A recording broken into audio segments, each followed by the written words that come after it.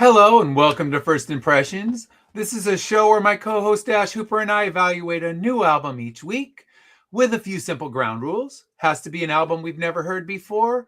And after we play it, we rate it in a variety of categories and we come back and let you know our thoughts. And this week, we're going to be talking about the album God's Gonna Give You $1,000,000 by Shallowater. But before we talk about the album, we had an interview we recorded actually right before Christmas break ended. I think Christmas break was over for you. Yeah. But before it ended for me, we had the bassist of the band, Tristan Kelly. He came in and did an interview with us. So we're going to play that interview for you, and it's right around an hour long. So yeah, tune in and you can hear kind of his full, experience with creating this album. So yeah, definitely want to listen. We learned a lot of new things about the album that we didn't know. So yeah, it should be a lot of fun.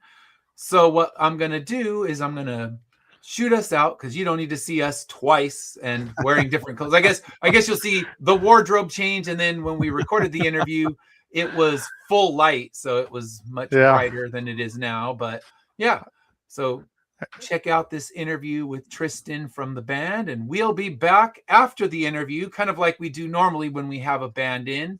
We'll be back after the interview, and at that point, we'll give our full thoughts on the album and favorite songs, favorite lyrics. But for now, check out the interview.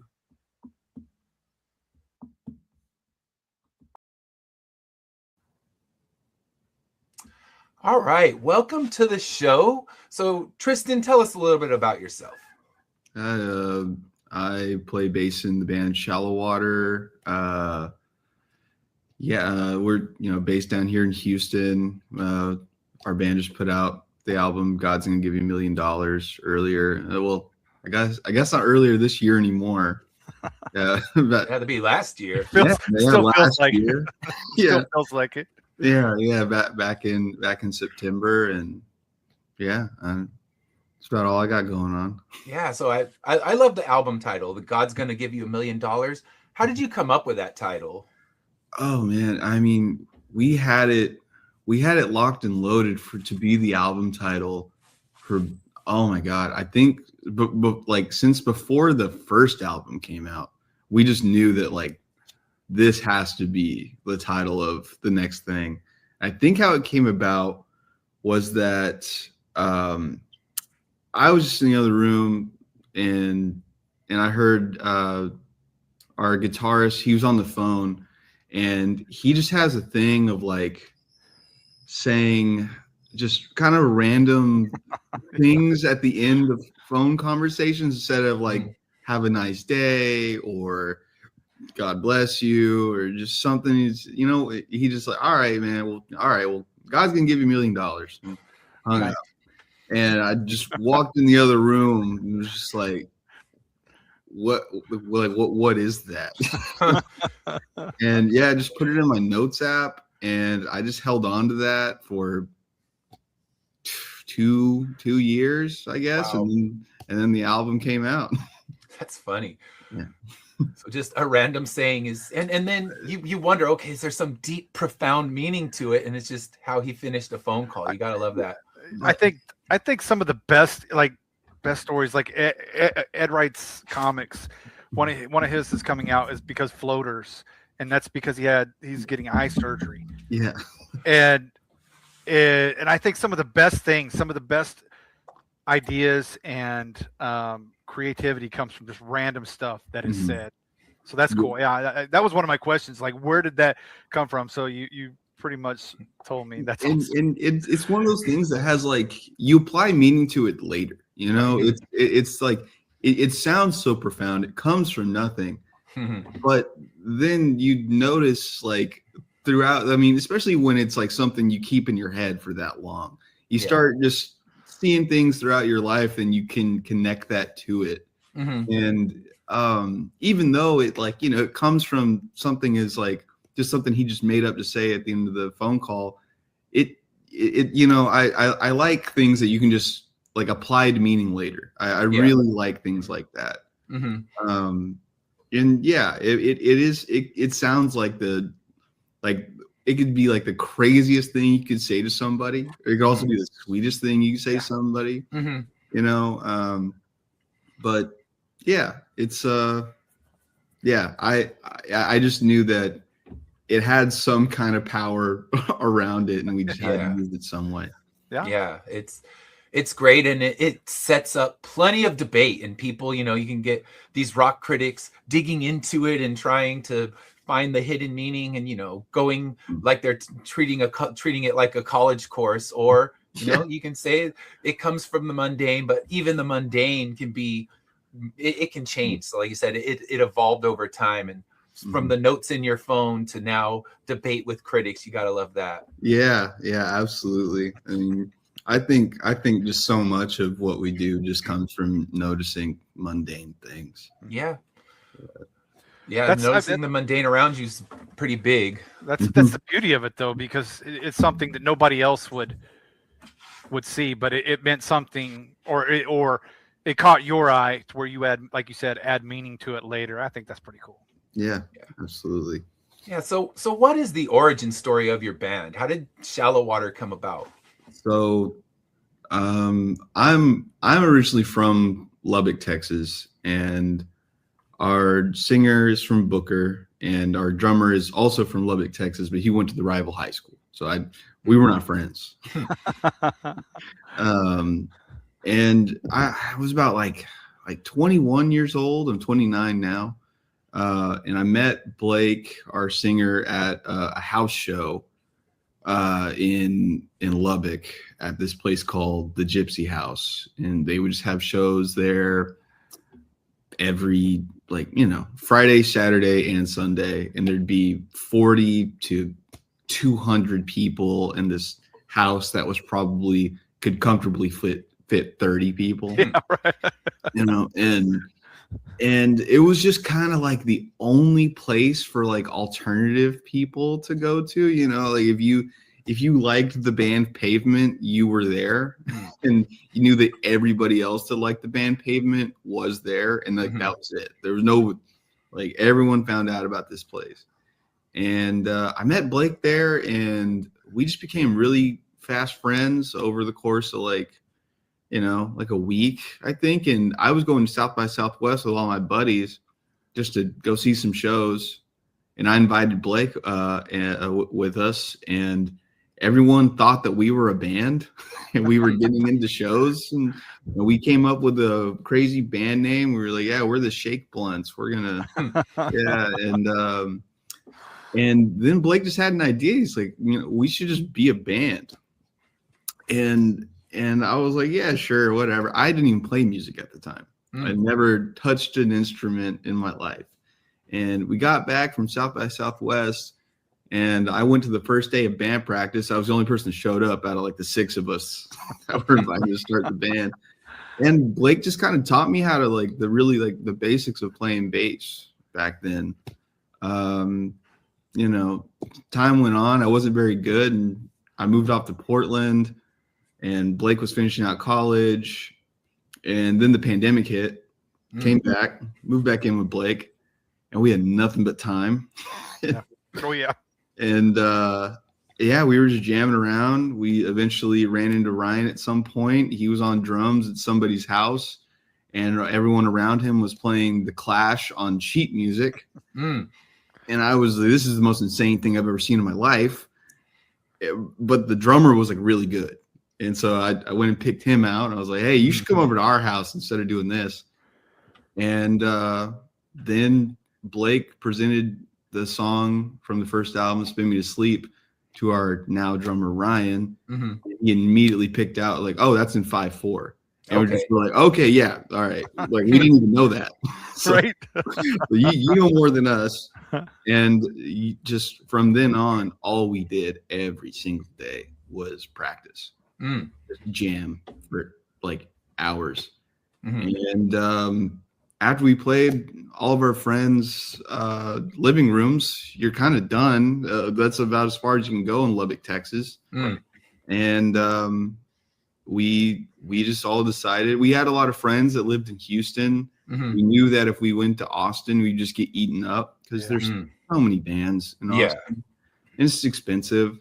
So we just decided let's move down to Houston, and that's where we're at. It's where we recorded our first album, and I mean, we just played a lot of shows around here.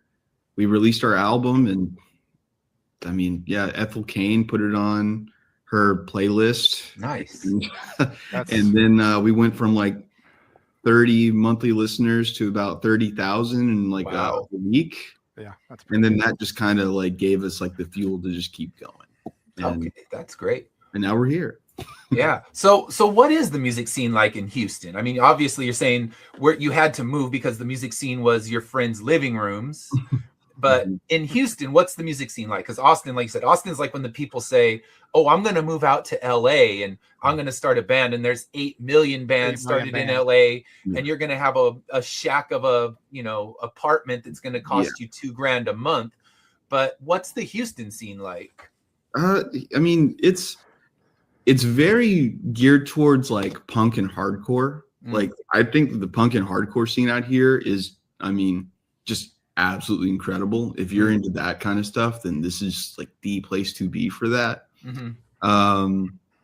But as far as like alternative music goes, or like like shoegaze and stuff, it's kind of few and far between. There are a few bands out here doing it really well, but there's not really like a set place for that genre to like really be at. There's not like a solid venue. There's not that many venues here. Right. There's lots of punk-oriented venues and then Live Nation-owned venues. So it's kind of hard to even like book shows here. Like if there's a band that's like mid-size coming through Houston, it's kind of hard to know where to even put them. It's like you're gonna be playing like a garage space that's like sort of like like a punk venue, or you're gonna be playing like 500 cap room, like Live Nation owned place.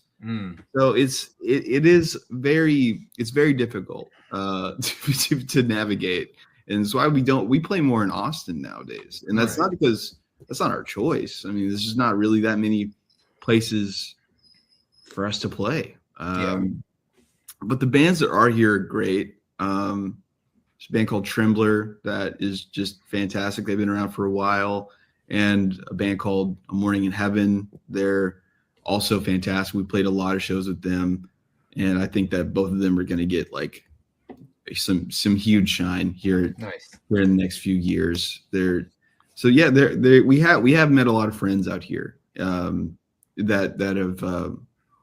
I think the main thing that was like good for us moving out to Houston was that we were able to like immediately get on like the playing field.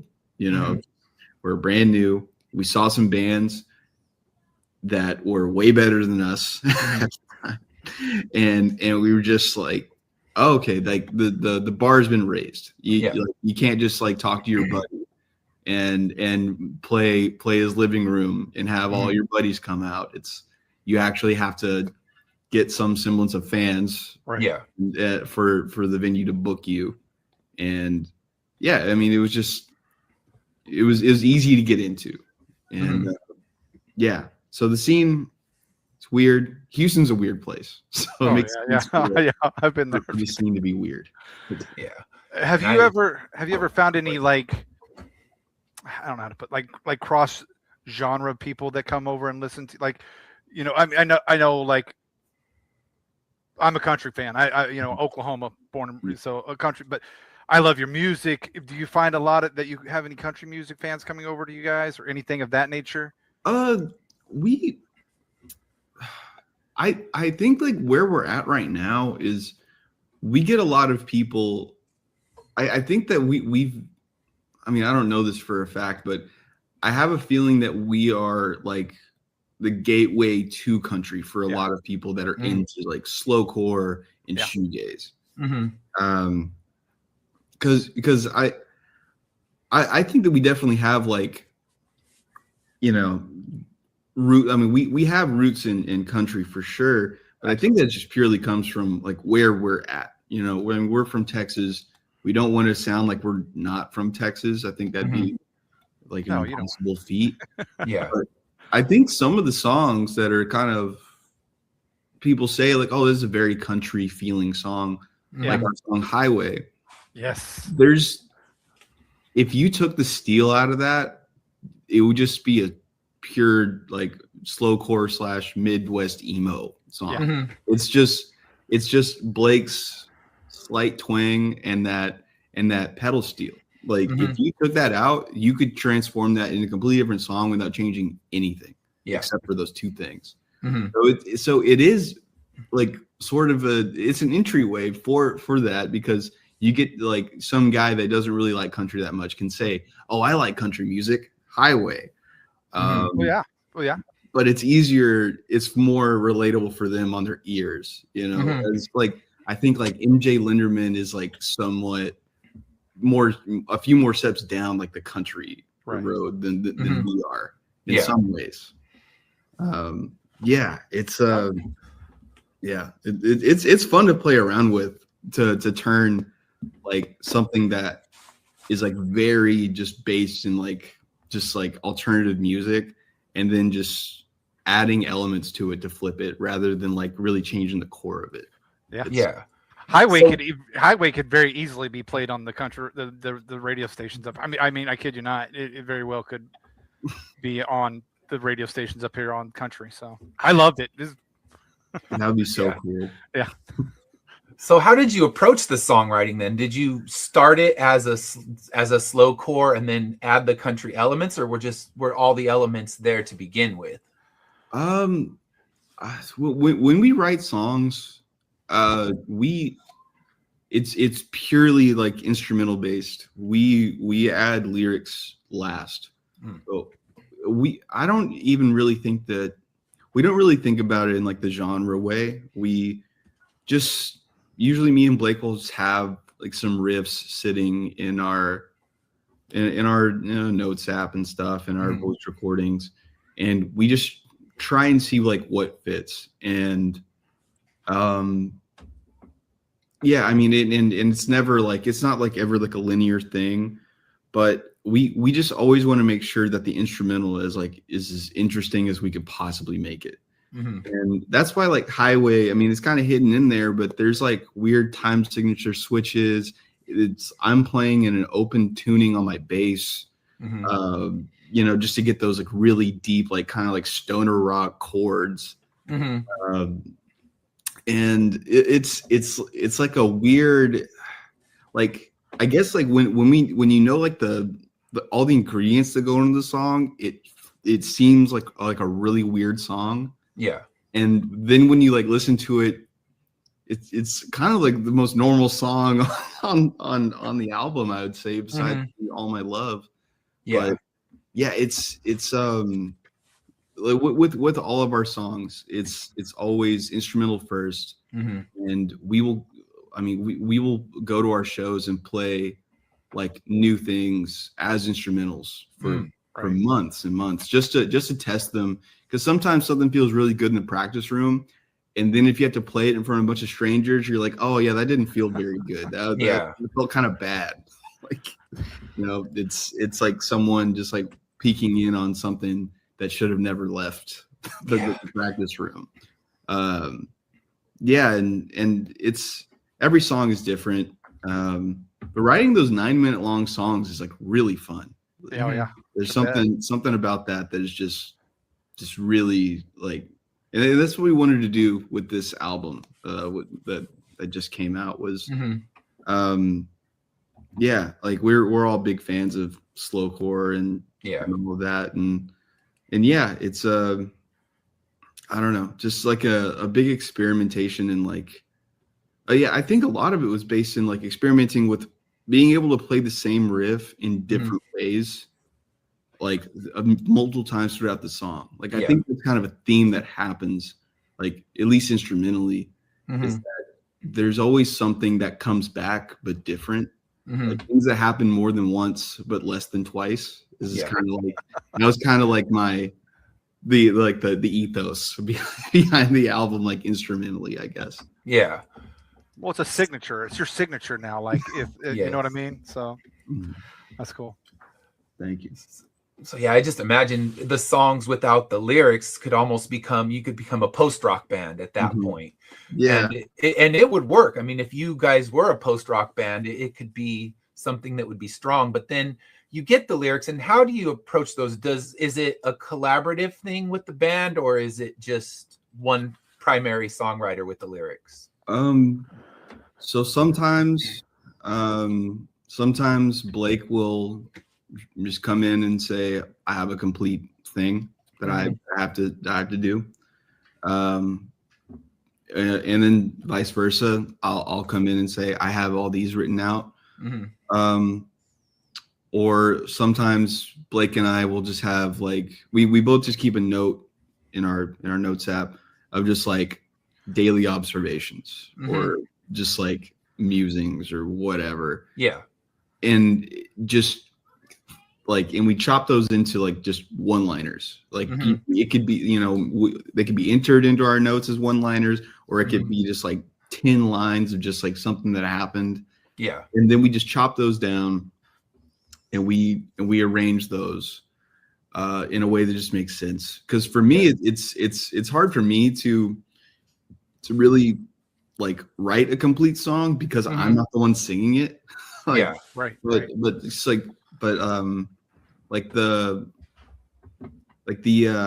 lyrics for Birdshot off the first album and most of the lyrics for Angels, like those are just notes sitting in my phone from before I even started writing music.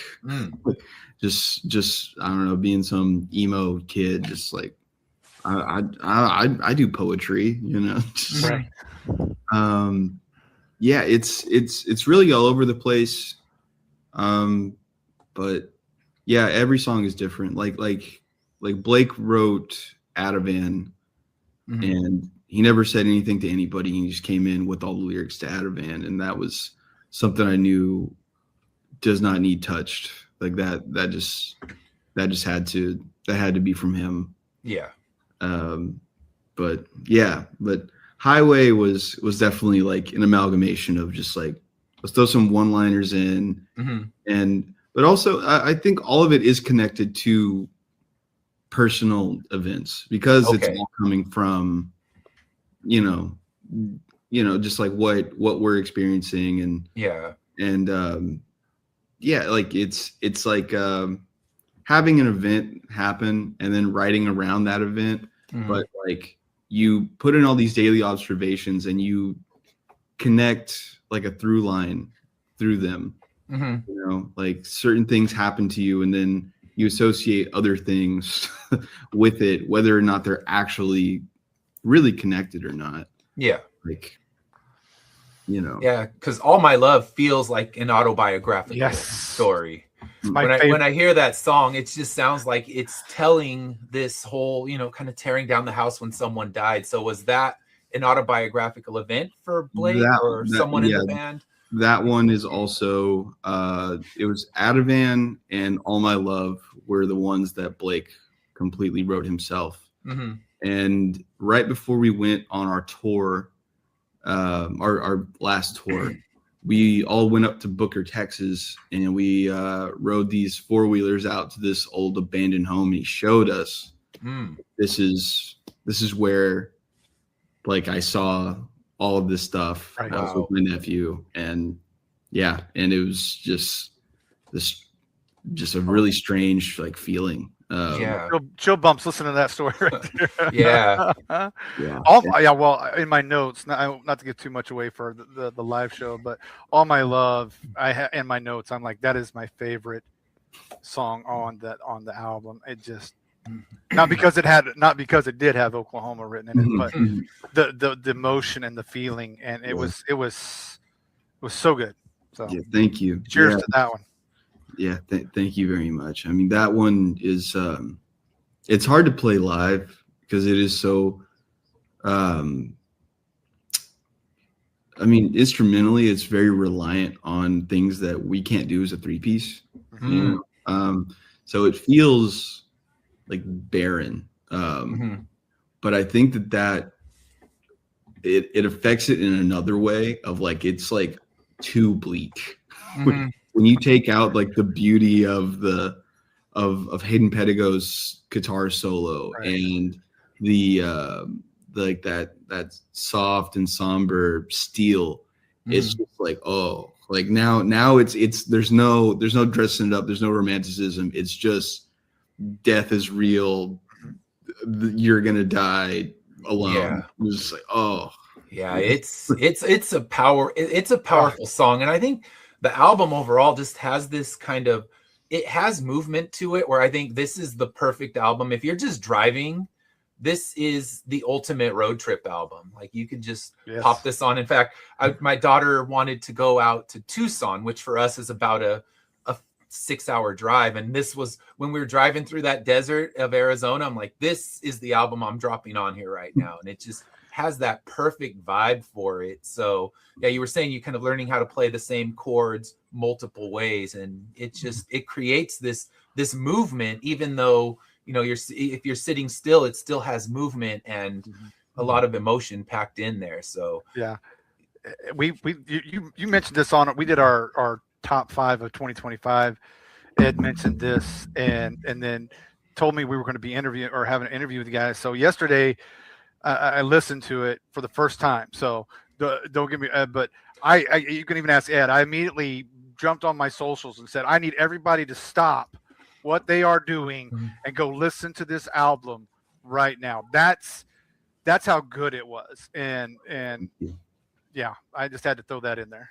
Thank you very much. It's I do have to say, I don't know if there's a question you all have for later, but it is absolutely insane. Like this response to the record is way beyond anything that we had expected. Like, especially for songs of like this speed and length. Like, I mean, when your songs are 6 minutes plus for the entire album, it's, you know, you got 6 songs and it's 41 minutes. That's not what you think's going to hit the mainstream. But this year had some strange things hitting mainstream. I mean, like Geese is a band I love. And for years, I was one of the people like, oh, you should check out this band Geese. And everybody's like, yeah, whatever. You listen to too much weird shit. We don't want to hear from you. Yeah. And now everyone is talking about Geese. And then you have a band like yours that's getting buzz. And it's actually a beautiful thing to see, that it's not just, you know, the Taylor Swift and the Lady Gaga album that everybody's fawning over. They're talking about real, you know, music with depth and emotion to it. I think people are starving for things like that. Or I think it's also maybe like, I think people are like, they're so used to, I mean, just like short form content and stuff. It's almost like, I think like listening to a 9-minute song for like Gen Z is like equivalent to reading like Infinite Jest or something. Yeah. It's like it's reading an entire book for them. It's the equivalent for them. You know, and I felt it. Don't take this the wrong way, but I felt the album was too short. I was like, I need more. So don't take that the wrong way. That's a huge compliment. But it was just like, I loved the length of it. So I thought you guys did very. Thank you. Bringing something new, like Ed said, or as you said, starving. We're starving. We want something.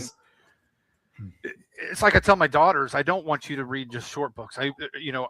They're young now, but I say when you get older, I want you to be able to read longer books or listen to longer stories or things like that, because you're going to garner more from it than just TLDR, too long didn't read stuff. So yeah. I mean, I'm having to like force myself to read books again. Oh my God, it's something I need in my life. But yeah, I mean, I'm reading constantly, but I used to love reading, and I fell out of it, and I'm feeling it of just like, oh, it's hard to get back into. And I have been reading lots of comics. Well, that's nothing. As long as you're reading, but I think once you really get back in, you won't. I mean, because I was kind of like there with you. I read in high school, got in the military, and for a while I just was like, it's party time. I'm a military guy. I can party all I want. And then one night I sat down and read, and I haven't stopped reading since. So as long as you're reading, I think in the grand scheme of things, if you're reading something, you're doing good. So it doesn't matter what you're reading. But. Comics are the gateway. They'll move you in. And and if you're into comics, I will send you the digital files of all my books so you can check them out. That'd be great. Yeah. I mean, I've been reading lots of manga. I'm reading Invincible as well. It's great. I don't want to wait for the show. Same. I won't watch the show until I've read the full series. I just don't care about the show. It's cool, but I'd rather just read it. I'm invested. In whatever way. And then I have an old version of Watchmen that I'm like taking a while to read, because I loved that movie when I was a kid. I was like probably too young to watch it. I loved it, but I had always heard that the comic was different, and I'm really enjoying the comic like a lot. I knocked out half of it right before I went to bed last night. Very good. Yeah. Alan Moore's comics are dense. I mean, as far as comics go, they're wordier, and they have a lot bigger and deeper themes, and that's the thing. It's hard to convey into the movie. So reading the book, that's one of the ones I've read a bunch of times. I've even had to read it in college courses, because it's one of those ones that it's since it came out in the 80s, it's been one of those books that it's literary, even though it's a comic book. Yeah, absolutely. I mean, I think it invented such like a strange little world in itself. I just think it was really, really cool. Oh yeah. So we were talking about the reception of your album. Have you read the reviews, or do you stay away from reading reviews? Dude, I am reading everything. I'm going on. I'm reading everything. I mean, because it's just so outlandish to me that anyone cares about like this much. It's crazy. Like I want to know everything. Like I want to hear people's theories and stuff, because at the end of the day, like I think none of us expected this, and I don't really think I don't think anyone's going to be able to like hurt our feelings about this. We knew what we were making. We knew that we were making this long-winded, sad, like little like screenshot of our version of West Texas, and not everyone was going to like it. But we did think that if anyone did relate to it, it would be big for them. I think it was, there just kind of felt like there was like some kind of power around it. If someone has something negative to say about it, then like, I don't know, it's not for them. Like, it's for someone else. Well, yeah, I mean, yeah, it's, I'm asking myself, how can somebody not like it though? I am asking myself that, because again, you're hitting so many different aspects in one song that it has to touch at least somebody from some everywhere. Do you know what I'm saying? Point of view, at some point of view. And that's what's amazing about the album to me, is because let's take All My Love. You're shooting out into like 20 different branches just from the words and the music, and I was like, it's got to touch somebody. I mean, if it doesn't touch somebody, I have to question them. Yeah. I mean, thank you. but critics can be douchey on purpose, because they're just trying to poke. And I mean, I'm guilty too. I always say I'm not going to read the reviews, and I do. And I've had one or two negative reviews about my book, and then I'm not as good at rolling off as you are. I start second guessing myself, like, well, maybe I should have done better. And that's like, and then you have to realize, nope, it's like this is your vision. Don't let one or two people's words, sway you on that. Never. Everything I've read for your reviews has been strong. Now you gotta wonder, Pitchfork, if they get a hold of it, what kind of decimal are they going to throw at you? Oh, dude, if I get a 4 on Pitchfork, Yeah. 4.3. They Yeah. no straight numbers there. Oh yeah, Yeah, I mean, they'll get flamed in the comments enough, and it'll be so funny. Yeah, that's true. You can read the backlash that when people get angry at their grades. So. Yeah, I mean, everyone's mad about it. Like, everyone's mad about any score. Like, True. I think that's why they give out so many 7s. You know, it's just like that's their sweet we spot. have to review this. Them, we don't want to hear from anybody. Mm-hmm. Just give it a 7. Them and Rolling Stone giving a 4. Rolling Stone, 4-star Rolling Stone. Yeah. That's kind of their go-to. Mm-hmm. And then Pitchfork is that 7. So like you said, that's people can't argue that it's too high. They can't argue that it's too low. They still will, because I mean the comment sections always get pretty crazy. Mm-hmm. Yeah. That's the best part sometimes. Yeah, absolutely. Oh man, yeah. I'm a frequent user of Rate Your Music. I don't know if y'all know that. Seen that one. It's completely user based. Yeah, and it's out of 5 stars. And right now, the second album is sitting at I think 3.65 out of 5. Which is like for that website is like really high. Yeah. Okay. Because I mean it's like it's the harshest critics on there, and it's like basically anonymous. It's not anything like a social media, so people really rate it like whatever. Okay. But they have a comment section, and that comment section is the one that can get to me for sure. You know, it's I'm seeing the theme of all these songs sound the same. Like it. I mean, it's all by the same band on the same album. Yeah. Same pedal boards. You know, same 3 guys that wrote them. So I don't know what to tell you. I mean, what are they expecting? Like just. Yeah, you're gonna have. I mean, the thing is, they're not catching the nuance that's hiding in there. But some people like to just be mean. That's what they do, and they're going to say something like that. But I think a lot of things like your album, especially, it rewards listeners when you listen to it more than once, because on the first listen, you may not catch a lot of the movements and changes. And at some points it's like, it reminded me almost of, I don't know if you know the band Hum, but some of your louder moments, I'm like, ooh, that feels like a good Hum moment with those guitars, just kind of like that. Just big wall of guitar sound that you build up to in some of the songs. Yeah, no, it's. I mean, those Hum moments are absolutely they're Hum moments. I mean, we call them that. Okay. Yeah, you know, it's. I mean, yeah, Hum is huge for us, and you know, like you were saying about like the post rock, like if we just had the instrumentals out. Like, I mean, Tortoise is like one of my favorite bands of all time. And yeah, I mean, we've even like talked about like, man, what if we just put out an instrumental EP and just post rock it out for a little bit, you know? That's post rock is huge for us. Hum is huge for us. You know, all sorts of inspirations. And I think all 3 of us together all have very different inspirations. Like Blake is like the biggest Smashing Pumpkins and George Jones fan. Nice. Like just for both of those. And it's funny because you can hear both of that. You can hear both of that. I heard those Smashing Pumpkin moments in there too. Yeah.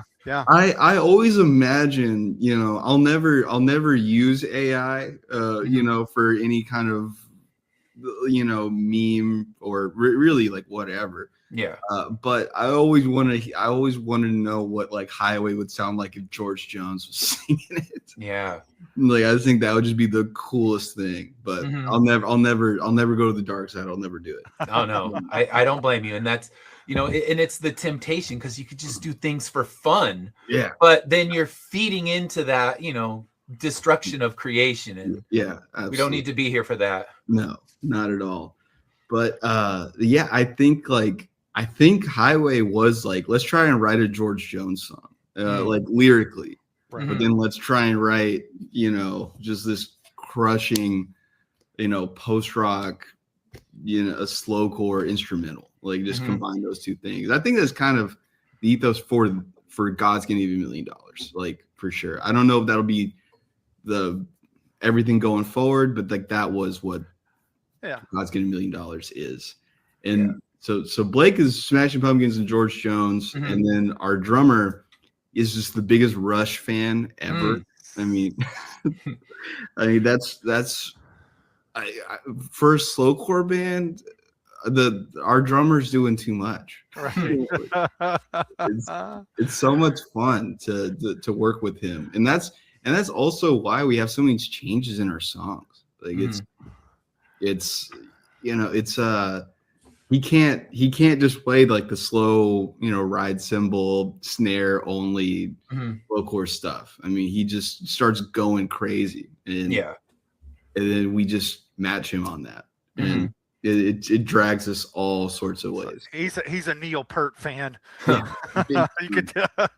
Most drummers seem like they are. I mean, whether you love Rush or not, if you're a drummer, you're gonna know Neil Peart and you're gonna love him, because how could you not? I mean, that guy is one of the greatest drummers there are, and I love that you have those different influences. So what are the bands that influenced you the most? I mean, for me, it's David Pajo. He is the guitarist. He's the original guitarist for Slint. And he has his own world. I mean, he has his own solo projects like Papa M and Ariel M. And he's 100% a guitar. Oh, he also played bass in Tortoise. And he played with Zwan as well. One of Billy Corgan's post Smashing Pumpkin bands. And I just lots of like what David Pajo does is just like very inspiring to me. Like and just like in just the feeling of it all. And like I'm like trying to transpose what he's doing on guitar and like use an amalgamation of it on bass. And because that's impossible, it puts me in a weird place that I would not have put myself. And yeah, I mean, it's that. And then also I've just been listening to lots and lots of like old emo stuff. I mean, like bands that like if you went and visited their Spotify, they have like 300 monthly listeners. The underground emo stuff. Yeah. I mean, so much of it. I mean, it all ends up on Numero Group eventually, but yeah, it's a big one would be like Everyone Asked About You. I love that band. And then yeah, it's I guess like mainly lots of post rock and emo for me. Yeah, that's good stuff. I'm a huge fan of both. Like, and we're talking, for me, the emo I would talk about would be like starting with Sunny Day Real Estate and bands in that, Waxwing and things like that. And then when you get to the later stuff, that's when I kind of check out. So I'm not going to name drop any of the names that would make me drop out of that. But yeah, that early 90s emo, I'd say like that first 5 years of emo is where I really love it. And yeah, that's the stuff I go for. And, I'm kind of just always searching for new stuff as well. I mean, they're like, all those bands like instrumentally are so strong, and it blows my mind. Like, how are these like 16-year-olds in garages playing the most insane math rock you've ever heard? Like in like an ugly, like beaten up kind of way. It's not like that Instagram math rock of all the tapping and stuff. I like that's soulless to me. But these kids in like Kentucky, just like playing the most insane instrumentals, it blows my mind how they could even like teach themselves how to do that. And if there's ever a time where I don't really want to practice or something feels like too hard, I just think about things like that. Like, there's a 16-year-old out there just playing the most intense and insane, any kind of like guitar work or drum work. So for you, when as a musician, was there a particular show or album that made you know that that's what you wanted to be? Because I always think about that, the mythical Sex Pistols show, and the show that spawned the Smiths and Joy Division and Susie and the Banshees, and all these bands kind of came from watching one show that had like 30 people there. So was there a particular show that you went to, or just an album that you heard and you immediately knew, okay, I need to become a musician, even though you said you kind of came to it later, which is interesting? Yeah, So I had always loved like music, like maybe like a little too much. Like I mean, like I was saying, like I was going to South by Southwest and just sneaking into shows before I was a musician. I deeply cared about music. It was like in Lubbock, Texas. It was like the one thing that like I don't know I could like really attach to, and it made me like dream of getting out of Lubbock, Texas. At like a really really young age, and just it brought me lots of places, just mentally, and it's hard to pinpoint. The first concert I ever went to, like live concert, I was 17, and it was at Austin City Limits. It wasn't even like like I like really cared about a band. It just like wasn't even on my radar to do that, because nobody plays in Lubbock, Texas, and like as like a 16-year-old driving 7 hours to go see someone in Austin, it just didn't seem feasible. And so yeah, like it had to be this big event that it's like, okay, I'm gonna go for 3 days with my friend. But even then, like the ACL is great, but a lot of pop acts and stuff. It didn't really like affect me. But I was tour managing for my very good friend Hayden Pedigo, and it was his very first like real tour, and the band had like kind of just started out. Like we were solid and we had songs, so we were like maybe 7 months into playing, and he was opening up for Horse Jumper of Love and MJ Linderman. And MJ Linderman had about 3,000 monthly listeners at the time. It was like 2022, I think. And I was a big fan of Horse Jumper of Love, but I, of course, like everyone else in the world, had no idea who MJ Linderman was. Yeah. And to see those two bands play every night for however long I was on that tour, I think like 5 days. That was the most like it like put me in my place. I was like, okay, I want to make alternative music. Well, these guys are doing it for real, and what I'm doing, I would be ashamed to go out there and play in front of these guys. So that made me run home as soon as that tour was over, talk to Blake, talk to Ryan, and just be like, guys, we're not that good. I saw what is the bar for where we want to be. Like we have to be that good at least. Yeah. And that's when every single day we practiced more than when we did during the pandemic. Wow. At that point, every single day. And it was writing songs every single day. And that's like that 3-month period of when we were doing that was about whenever the most of the first album was written, was like right then and there. And yeah, I mean, it definitely gave me like a complex of like, I saw them when I wasn't a very good musician. I was still learning lots of stuff. I saw them whenever I was still learning. So I constantly, I hadn't even noticed that we had gotten much better, but like, cause I still felt the way I did back then. And it just made me ravenous for just getting better. And I think that's how we ended up. I mean, we're not the best musicians in the world, or I don't like talking about myself like that much in this way, but it did make us, I think, like we became more familiar with our instruments in a different way, I think. And yeah, I think I just kind of locked in on something that like a way of playing bass that I could say is like my own. And nice. And yeah, I'm just so grateful for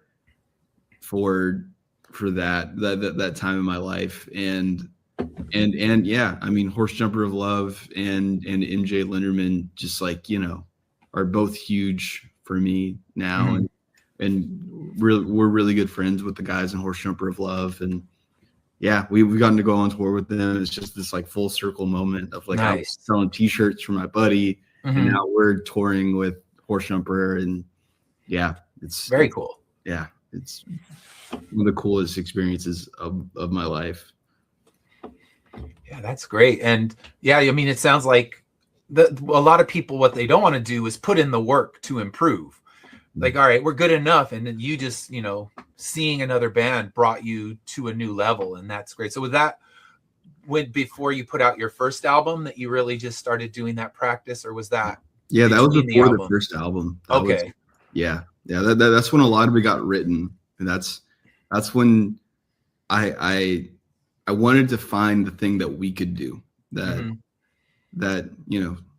would be harder for someone else to do because they're not us. Yeah. Like I wanted to know, like, what's the thing that that us three together, if we put our heads in, like, all together, what is the thing that our experiences could lead us to that is unique? And I don't know if we've found it 100%, but like I think we're taking steps towards it still.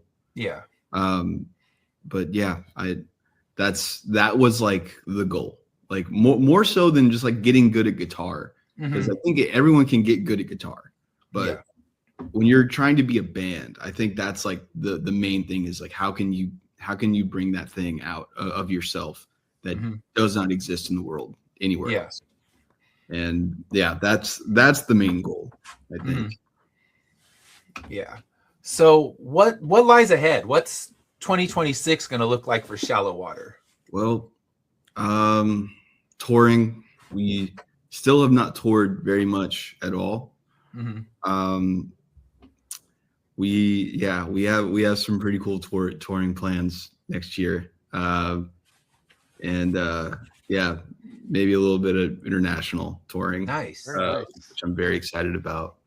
And I mean, it's hard to, I don't know. I'm not on a label or anything, so no one has a gun to my head, but we are working on the third album right now. Okay. Yeah. As soon as I'm off of this call, that's where I'm headed. We're going. Yeah, we're gonna go and start working on the next thing. That's. I mean, if we have, I mean, all I want to do this year is write some more songs and play some shows. Yeah. Yeah. I think as long as I keep it with that, I think that's a goal that is pretty attainable. That's a perfect goal, and I'm hoping that touring leads you somewhere to Southern California, because I will definitely be at one of your SoCal shows, be it LA or San Diego. I'm kind of in the middle of both, so either one's an equal drive for me, and I will be there. Yeah, absolutely. And and I think we're also going to be heading to OKC as well. There you go. Yeah. And I mean, when y'all see the shows get announced, I mean, seriously, just hit us up and we'll get y'all situated. So. All right, I appreciate that. Yeah, dude. And thank you so much for. I know I was just yapping a little too much.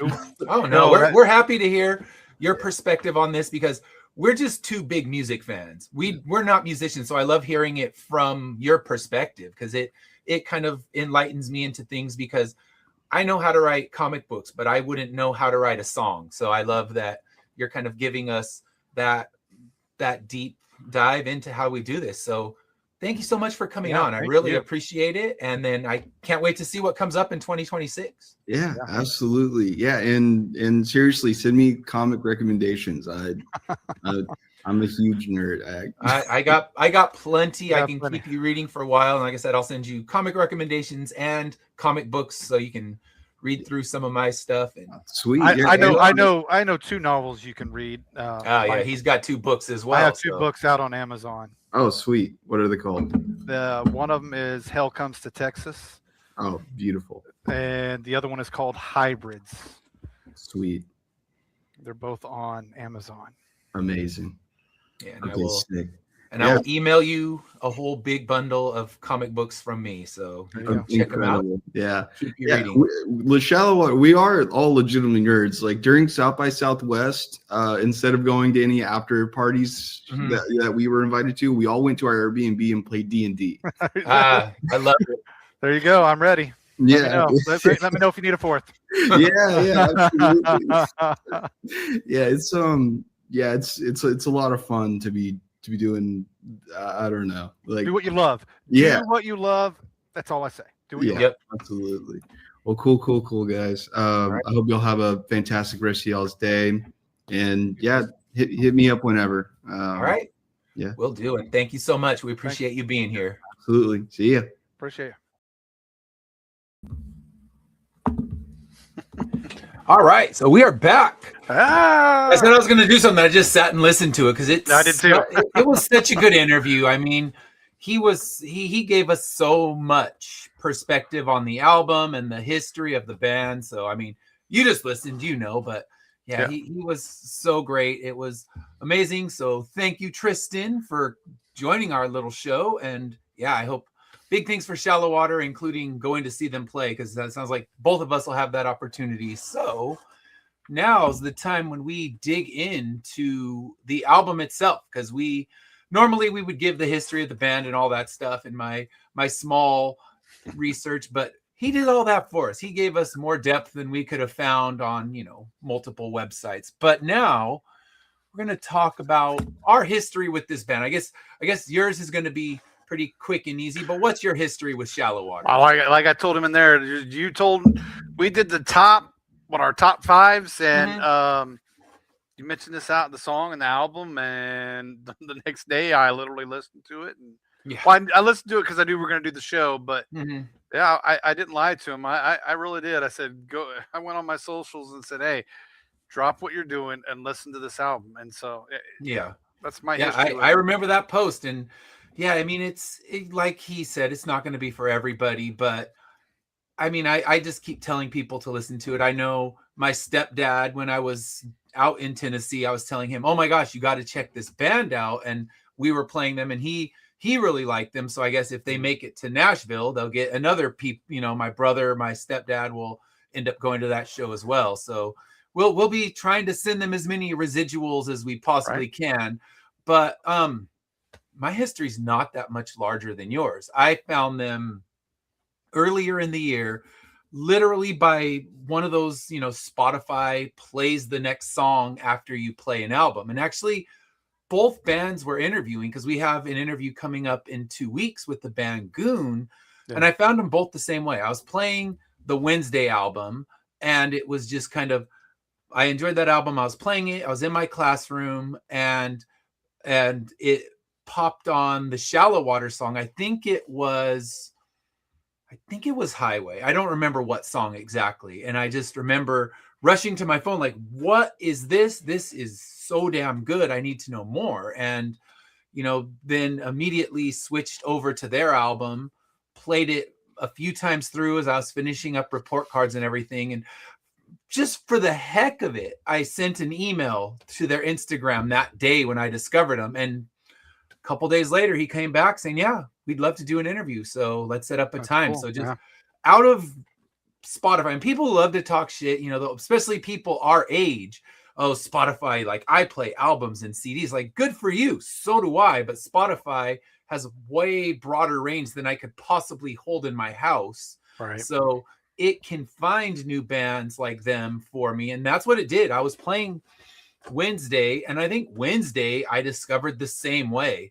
It was just one of those, play the album, and all of a sudden, pop, here's another band, and you just go in this rabbit hole. And it's beautiful because Spotify has infinite songs that you can play. So that's how I found them. So infinite songs and infinite genres.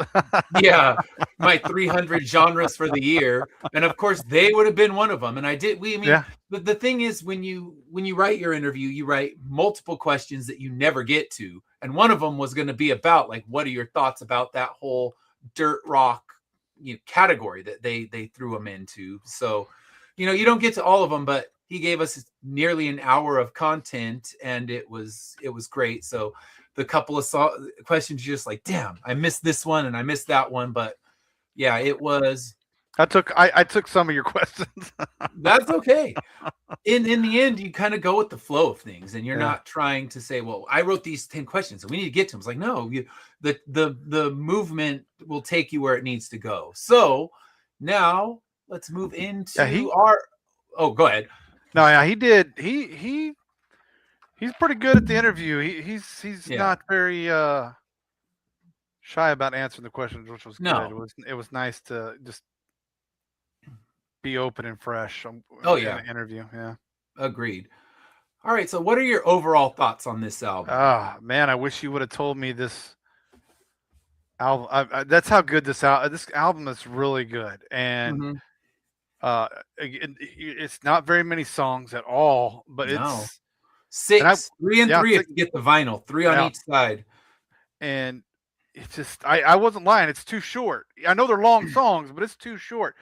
And it's a good thing because I feel, you can just really get into the music. And while it is somber, for at most points, it's still, you're emotional. So overall, I love this album. I'm so glad I got to listen to it and be a part of the interview with us. Yeah. And it's one of those ones that I didn't discover it until it must have been December. So I guess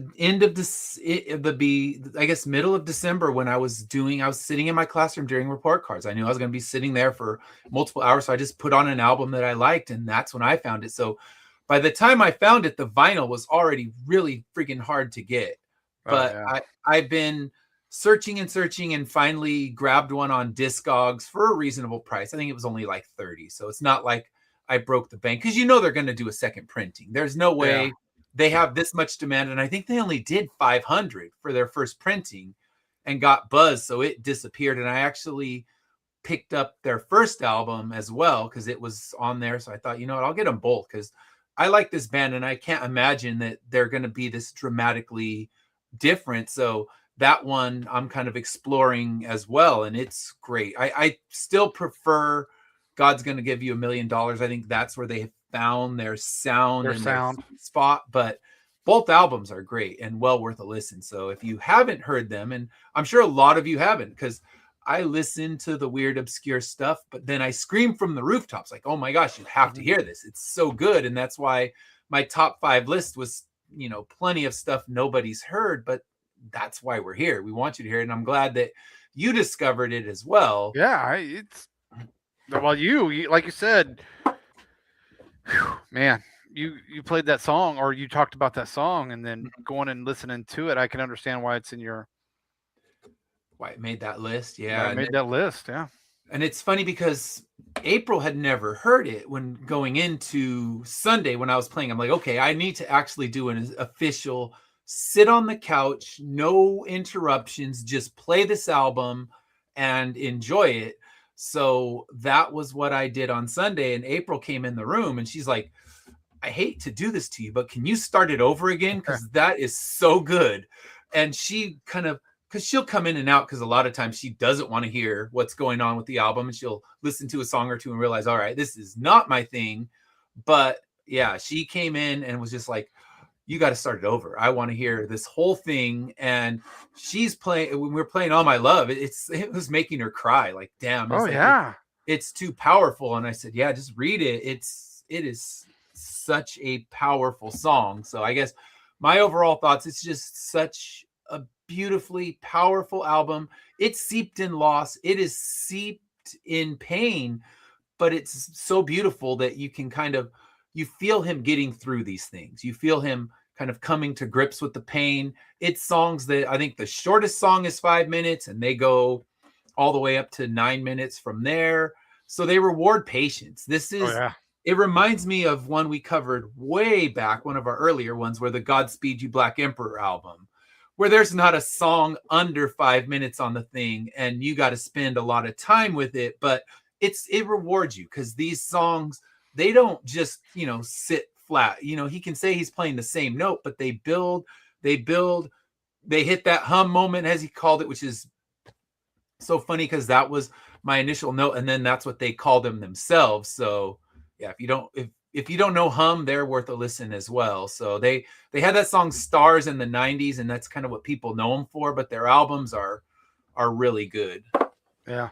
I guess we can cover one. We'd have to grab one because they have a newer one that I haven't actually played. So yeah, we should check that out when we're building our next list. But for now, let's move into category number 2, and that is best songs. And all of them. yeah, all 6. I mean, it'd be easy to say, but I guess we'll narrow it down because yeah, it is so good. And one of those things, like I said, you end it and it's not long enough. You're like, I'm just gonna go back. I'm gonna flip this album and I'm gonna start it all over again because I could just play it over and over. Let's just start. All My Love is the last song on the album, but it's the time, man. It's such a so emotional and so good. And then I love Sadie too. And yes, Highway. It's just hard. It's hard to say none of, but I mean, narrowed it down. My top 2 are All My Love and Sadie. Yes. And I had both of those on my list as well. And like you said, we had to narrow it down because you could just say all 6 and you wouldn't be wrong because it's just from start to finish. It is just an incredible listen. You're not going to find yourself wanting with this album besides like, all right, he said they're getting ready to record a new album and I'm very much here for that. I want to see what this new album brings. But All My Love, it's funny because it's the one song that doesn't really have a hum moment. It just kind of has this pace, and it seems like just a simple story. Like, okay, me and my nephew walked through this abandoned house, but it is friggin' poetically beautiful the way he just describes the things. It's an exploration of an abandoned house on its surface. And if you look at it just as that, it simply is like, okay, there was some mail, there was this, there was that. Name these things you see, but pretty much it's reflecting on the fact that all of us will wind up a forgotten memory, like what happened in this house. And it's just, I can see why April is just getting moved by the song because it is just a powerful song. And yeah, then you got your other one you mentioned, Sadie, and I'll say that one. It's very somber. It's got a great bass line. So, Tristan, the bass player of the band, I love the opening bass line. This one does have that build to that big explosive hum moment, but it's also about loss. I mean, you get loss of love in this album, and then this one you're getting losing someone, losing Sadie, which I'm sure in the way he writes, what it seems to be is Sadie would definitely be a real person that he's talking about losing her. So yeah, I mean, in my things, I also had Highway, kind of how he was talking about that. Great builder. I love the point where it's gone into this huge build where it gets to that big explosive moment. And then he was just singing Lights on the Highway to You, and just, oh man, that just chills moment on that album because it's just so perfectly building. And that's, my daughter was sitting there. She was working on the art for this one where she didn't do the full art. If you know the album cover, that she took the basic album cover, but then expanded it so it could be a YouTube thumbnail and kind of painted it in exactly their style. And yes, people can know. No AI. We don't do that shit. So no, what you see was hand drawn by my child. So yeah, besides the part that was their artwork, but yeah, she just expanded it so it's a full YouTube thumbnail. So no AI used here. Don't think that. We're both creators that no AI could trash us, so we're not going to mess with that nonsense. Word. And then Ativan, I put that one on there as well. Just great movement. All these songs just have movement. Like I said, just on the highway you drive, and they just kind of get you where you're going. And I was already telling my wife, like, yeah, this album would have been a great one when we were doing our Phoenix drive through the lightning storm. this one could have been a perfect one to play. I think the one we did play that day was a Godspeed You Black Emperor album, which also worked beautifully as you're driving through this desolation and lightnings popping off everywhere. And yeah, that's I want to go drive in some lightning now. That's what I need to find, so I can have another album to play when I'm doing it. But yeah, it's I didn't know Ativan is a drug used to help treat depression. So yeah, it's he's talking about Ativan, and it's the only thing that can keep him kicking. So yeah, it's when you look at it and you know what it is, it deepens the impact. And that was one of the ones that Tristan had talked about was written entirely by their singer. So he didn't, this one, he came with a fully fleshed out set of lyrics and put it together. So speaking of lyrics, let's dig into the best lyrics of this one. So I got plenty. I'm sure you have plenty. We may have some overlap as we do in time, but go ahead and give us one of your lyrics that you put The thing about this is they're very short lyric songs. Yeah, there's not there's not a huge set of lyrics. It's, if you buy the album, it's one side, and props to them, because you know how pissy I get about not getting lyrics in the album, and they give a nice full lyric sheet, so I was happy. So we probably are going to have some, but I'll start with All My Love, and it's the end. It's the end of the song that just kills me. On the wall was a picture of Mary, glued to a piece of wood. On the back, written in Sharpie, to my grandma with all my love. Yeah, it's such a strong finish to an album, to a song. The fact that that's how the album closes, so damn powerful. If you're not, listen, I don't tear up a lot in songs. Every once in a while, I tear up during Armageddon when Liv Tyler is talking to Bruce Willis. I'll tear up a little bit there. Man, you're just listening to that song, and the whole way through it, you're just you feel you're in the house already. You already feel you're in the house. So that I love the ending, and it's a powerful end to that album. You're just pow. Yeah. And then Ativan. It's the whole. I mean, I could literally read the whole song right now. Don't give up on me. I'm not ready for the end yet. It doesn't have to be as bad as it's been. Call the dogs off. Yeah. And I took another one from Ativan. I took Old Times Could Never Know How Dark the Dust Would Grow. A man can't live on Ativan and ice chips, but they can keep him kicking. They will keep him kicking. So it's, how do you get through this loss, this pain, And that's his way of doing it. And I also had one from All My Love where he was saying, let's see, hold on a second. The three rusty hinges, man. Yeah, three rusty hingings holding on to almost nothing. And then when he said the roof was opened up and the sun was breaking in, but the walls held on to a darkness. And then the last one, so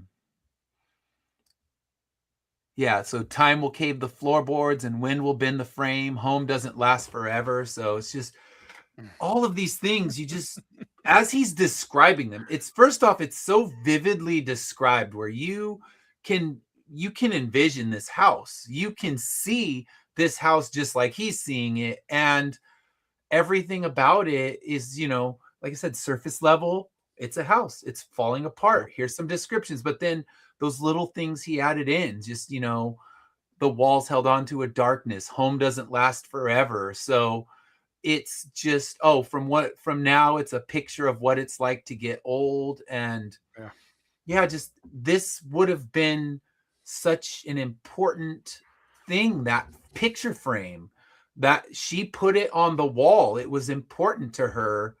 And now it's just part of a house that's going to eventually crumble into nothing. So it's just, thinking about it now, I'm like, damn, I'm going to tear up. So people, I love you listen to this damn song. Go get it. And again, I love, because being from Oklahoma, he literally starts the song out This is all my love. A rotting house hidden in the plains of, you know how many times you can just drive on the plains of Oklahoma and you're just driving through little cities and you just see a house, man. So I mean, like I said, you're already picturing it. And then from the road, it looks like a hole in the ground, dead trees mark what's left of the place. Yeah. Oh, good, so good. Yeah, like you said. And then one of the other ones I have, and then because I mean, we could, like I said, we could sit here and say every song and read every lyric. I like the Untitled or Cowboy song. All that time we wasted talking to each other would have been a whole lot better spent saying nothing. I was betting on you finding me again. This is, whoever, I don't know who's the actual songwriter, or I guess Blake and Blake does a lot of the lyrics he was saying, but some come from other members, so we don't know if that one. We know Ativan and All My Love are pure Blake. There's no collaboration; those are his entirely. So I don't know who. I mean, there's somebody's waiting on a girl. Yeah. And just that whole song. I could sit there. We could literally just, you talked about doing a class on what was it, Neil Peart and them, like, and when during the interview. Yeah. If you can't do a class on these guys' lyrics, man. Oh. Yeah, the lyrics are so strong, and you could imagine, I mean, I always think, okay, my friend who's a college professor, like, I want to hand him these lyrics, like, all right, have at it. Go to your class and teach these lyrics and just see what happens. Because, yeah, I mean, there's a lot to them, especially like so many you just look at on the basic surface and they would seem simple, but the more you dig in, the more, just so much depth in these songs. And like you said, there's not a lot of lyrics. It's not like each song is loaded with verse, chorus, verse, chorus, verse. It's just, you got these, some barely have a chorus, and they just they're telling these stories. And it's just, it's almost like a snapshot of a year in his life and the things that happened, and so beautifully worded and put. And it's crazy to think that they just decided on a whim before they even really knew what they were doing. Like, hey, we're just a band now. Let's do this. Let's do it. So let's see if I had any other ones. So, for Sadie, I had that one where he said, bad year for me and the roses, so I hung them up like a trophy kill. I'm going to wake up worried about Sadie because winter is almost here. Don't take your angels to heaven because Lord knows we'll need them here. Yeah. Just like, damn. Pow. Right in the mouth. Yep. There's a couple of those moments on this album where it's just, there's so much loss, but the way he puts it is just, it'll bring you, you'll feel something, or you have no heart. So yeah, it's amazing stuff. So any other lyrics that you had on there? I mean, we could do, we talked about Highway. It's like, I just, you traded your blue skies to stay up all night. I kept my shoes on in your house, an eye on the door, the glass tipped over, and you just watched as it flooded the table. My worst enemy said, thanks for the sweet things, but everything is different now for you. I mean, I could literally read again. Heard you found a place further than you and I had ever been. I want to move back to where the wind blows, back to where I just was, or I was just. And man, I love that entire song. Highway is, and he even mentioned it. Like, I'm sitting there, and after he talked about George Jones, like we said, we could hear the George Jones and the Smashing Pumpkins. And I sit there and I just went back and listened to it after he had said that, and I'm trying to picture George Jones singing it. And he's right, man. I'm like, you could really, key it up a little bit for country, put a lot more steel guitar and whatnot in there. And man, but I love Highway as it is. Don't get me wrong. Yeah, leave it alone. But it would be great to hear someone like George Jones cover it. It could be breathing new life in it, because George Jones isn't gonna have the giant guitar explosive moment, No. but he could find some way to make that country and make it amazing. So yeah, there you go. George Jones. If you tune into this show, there's your cover for the next time you George play. Jones can no longer tune in Well, unless I guess yeah, George tune in Jones. from heaven. Yeah, so I guess now it would only be AI. So Yeah. So, yes. but I was sitting there. I mean, I was trying to put other people, Mm-hmm. other artists, and I'm not just country artists, and I don't think it would. I mean, it works for them, and I Mm-hmm. think because it was inspired by George Jones a little bit, I think that would be it. I don't think you could put Mm-hmm. any other country singer or rock singer or anybody. I don't know if it would do justice the way they did it. No. His voice, the lyrics that he wrote, their music. It just can't. I don't know if this is one that anybody should cover ever. Yeah, leave Ever, it alone. even because he was joking about the AI stuff, but Mm-hmm. yeah, I wouldn't even want AI to. I wouldn't. I would just No. rather picture George Jones doing it Mm-hmm. than ever, because that's how good the song is. Like, Mm-hmm. you don't want it to be tainted by anything else. Yeah. And like, if they were to rise and get an actual label and things like that, Mm-hmm. I would not want anybody to cover that song. That's like their song. Like, Yeah, that they own that one. yeah.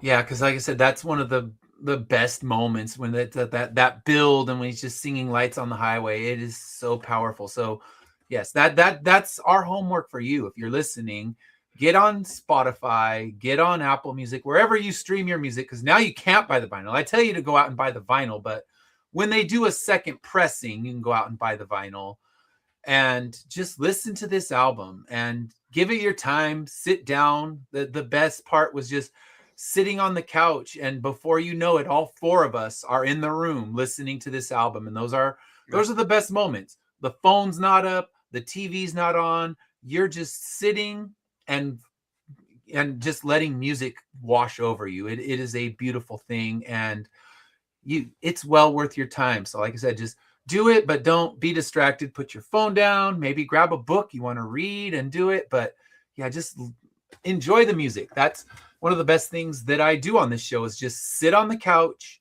and listen to music. And that's the only thing that's going on. Everything else is put away. Maybe I got my phone because the bands didn't give me a lyric sheet, so I'm stuck going on Genius and trying to find the lyrics. But otherwise, everything's down, and you're just letting. This is an album that will definitely do that. And surprisingly, even with as mellow as it is, it did work for running. It didn't drag down my pace. It was still, I guess, the kind of the flow of the songs kept it where I could keep running and actually listen and enjoy.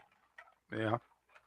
And I would say a good writing album, but I think the lyrics, the way they are, would be too much to try to write to, because the lyrics are so powerful. If they did an instrumental version, then yeah, it'd become the ultimate writing music. If they ever do release a song like he was saying, like just a straight instrumental, that would be the way to do it. And I would love to hear some of the early versions that he was saying they played live as instrumentals, see how they worked without the lyrics and everything inside. I would guess they'd still be great, but it's, yeah. I love the full package, and that's the thing. I don't want to take the lyrics away, because the lyrics are great, the singing is great, but to hear kind of those rough early versions would be great to hear. All right. Yeah, so I agree. Yeah. Now we got an easy category. Skip this one. Nope. None will be skipped. Play this whole album. Yep. Like I said, if you get the vinyl, it's 3 songs, and it's just perfect. It's sequenced well. It ends the best you could possibly end it. It's just the ending with the lyrics, with all my love, boom, mic drop, and perfect ending. And it's sequenced right. It's not even one of those things where we're like, okay, we love every song, but if you moved this or that, it has a perfect flow, and don't mess with it. Just do yourself a favor and go find this thing. All right. So another easy category. We keeping this one, or are we turning it to the used bin? This one's on repeat. Yeah. Unfortunately, I don't own the LP at this time. I will. If they do a second pressing, I will get it. But it's It's on my favorites. It's favorited in on Spotify. It's favorited on YouTube. Oh Mhm. man, yeah. When I was writing a little bit all this week, and Mhm. like I listened to it probably 3 or 4 times in a row, just continuously while I was writing. So Yeah. it's my 2,500 albums Ah, for the year. A little bit. No, it broke your albums, but that's the thing. It's worth it. I wish it were easier to get on vinyl, but it's so much a keeper that I had to seek it out. I mean, I wasn't going to drop $100. We have that. We've talked about that as I can love something deeply. I'm still not going to drop $100, but I was fortunate.